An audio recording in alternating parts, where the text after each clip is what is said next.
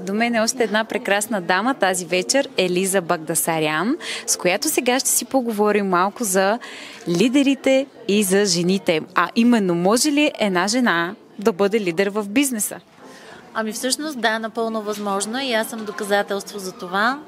За мен детската ми мечта е абсолютен факт. Аз много вярвах в това, че един ден ще стана лидер, ще мога да помагам на хората, но не защото е нужно или трябва, а защото те искат.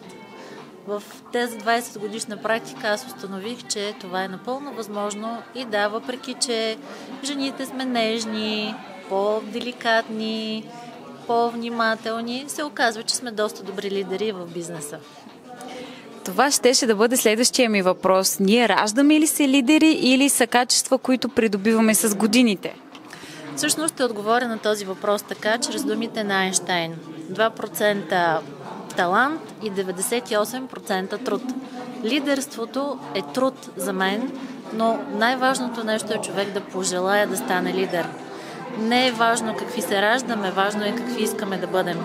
Така че за мен това, че съм лидер в момента и тази награда, която спечелих, е поредното доказателство, че когато човек има желание, има огън в очите и мотивация, всичко е възможно.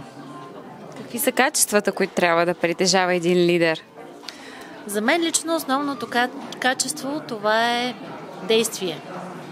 Чрез действието човек може да разбере дали е в правилната посока, дали е в грешната посока, дали може да коригира, дали наистина прави правилните неща. Ако няма действие, няма как да се коригира каквото и да било. Така че действието за мен е най-важното качество. А грешките, те са неизбежна част от успеха. За мен лично човек, който казва, че никога не е грешал, или не е успешен, или никога не е пробвал нищо.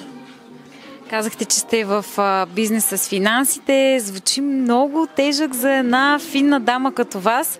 Как се справяте с това предизвикателство? Да, благодаря ви. Наистина, когато преди 20 години реших да се развивам в тази сфера, не знаех изобщо с какво се захващам. Имах желанието, но не знаех абсолютно нищо по темата. Годините установих, че това наистина е много сериозна материя, но успях някакси през опит-грешка, разбира се, да покажа на себе си и на хората покрай мен, че финансите, да, трудни са, но когато има човек, който да ги обясни по лесен начин, нещата не са чак толкова сложни. Важно е човек да разбере тенденцията и да разбере смисъла. Това е, т.е. няма невъзможни неща. Благодаря ви, пожелавам успех! Благодаря и на вас. Благодаря ви за това, че съм тук тази вечер сред вас, за наградата, която получих и за успехите, които знам, че предстоят още напред и нагоре. Бъдете здрави всички! Благодаря! Благодаря!